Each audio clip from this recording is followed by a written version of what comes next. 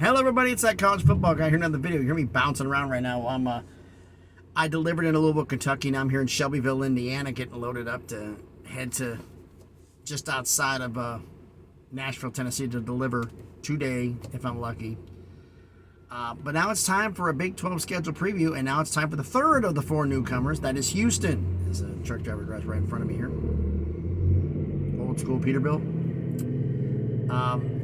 Normally we do a schedule comparisons of non-conference games from last season and this season, which one was tougher, and schedule comparison which year is tougher. This is a little bit different because Houston was in the American last season. Now they're in the Big 12. So the overall schedule this year is going to be tougher because there's more Power 5 opponents. Non-conference wise, we can do a comparison on that, but it's kind of funny that they have what was a non-conference game last year is a conference game this year, and what was a conference game last year is now a non-conference game this year.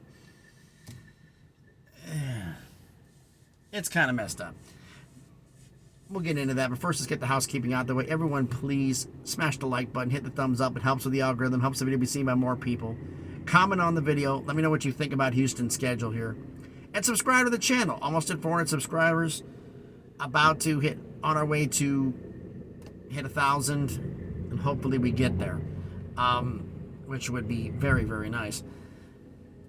And if you haven't done it already, please hit the notifications bell to let me know that, or it'll let you know that when I post a video. And we try. These guys bouncing the hell out of me. Try to post a video every single day. Sometimes 2 a day, but sometimes life interrupts. But you know how that goes. So, believe it or not, they actually have 3 common opponents. They scheduled a home and home against UTSA. They were a non-conference game against Texas Tech, but this year it's a conference game. And then they had Rice last year as a conference game as part of the American. Now it's a non-conference game. It's just weird how it works out. So what I'm going to do is we're going to go through, so we can do a comparison for what the non-conference games were last season versus the non-conference games this season. And it's pretty obvious. Like last year's non-conference games, as a member of the American, they had at UTSA, at Texas Tech, and home against Kansas. 2 Power 5s and a group of 5, and UTSA ended up being a 10-win team. So that's a tough one. This year's non-conference, home against UTSA, at Rice, and home against Sam Houston State. 2 group of 5s and an FCS. So, needless to say, last year's non-conference schedule was tougher. But we're going to go through the entire conference schedule here, and we'll do a comparison here. So, all right, here we go. You ready? One game on the schedule, you're going to go like, wait, what? Yeah, it's one score. It's the SMU game. It was absolutely ridiculous. But we're going to get into that. First off, I mean, do I talk about a way to start the year? Their very first 2 games of the season, both on the road. I'm looking here, make sure correct. Combined for 5 overtimes. At UTSA, won 37-35 in triple overtime. At Texas Tech, lost 33-30 in double overtime. Home against Kansas, got blown out, lost 48-30. Home against Rice, won 34-27. Home against Tulane, eventual conference champs, lost 27-24 in overtime. At Memphis, won 33-32. A lot of close games. Then they had the bye week. At Navy, won 38-20. Home against USF, won 42-27, a good win. Then at SMU, this is the pinball machine game. I'm not making the score up. They lost 77-63.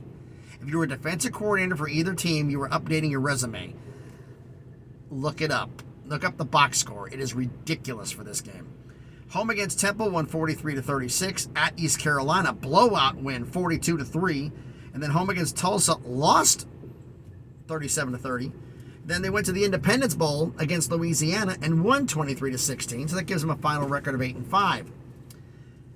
This season's record: home against UTSA, at Rice, home against TCU, home against Sam Houston State, at Texas Tech. Yeah, they were at Texas Tech as a non-con. Now they're at Texas Tech as a conference opponent. Back-to-back years on the road. Then they get the bye week. They're home against West Virginia and Texas, at Kansas State, at Baylor, home against Cincinnati, home against Oklahoma State, at UCF. This isn't a scheduled preview video, but I don't see any way they're winning 8 games. I mean, UTSA, you barely beat them on the road. Come back here, going in here. You got that one. You got Rice again. You beat them last year. You got Sam Houston State. That could be a win. You lost to Texas Tech. You got to play. You got to play West Virginia. Maybe a win there. I doubt. I don't know. Kansas State, Baylor, Cincinnati. Maybe a win. UCF. Maybe a win. Are they going to win 8 games again? A lot of the teams are going to have. Some of them are going to have trouble being bowl eligible. But either way, it's a tough schedule. I mean, the road games at Texas Tech, at Kansas State, at Baylor, at UCF. Home games again, and Rice non-conference, but home West Virginia, Texas, Cincinnati, and Oklahoma State.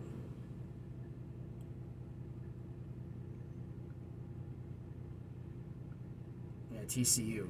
This is Jesus. I mean, it's going to be a fun road for them. I'm trying to figure out a way that Houston can get to bowl eligibility. I'm looking at it, I'm like, I don't think so.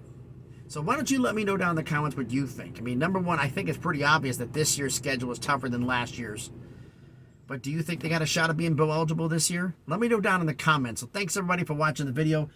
I'm trying to keep an eye on the red light over here because once I get loaded, I got to get out and go over there and go get my paperwork and head on my way back to Tennessee. So I'm hoping I can get both these recorded while I have good cell service here and get at least one of them uploaded and get going while I'm on my way. So thanks, everybody, for watching the video. Comment down below what you think.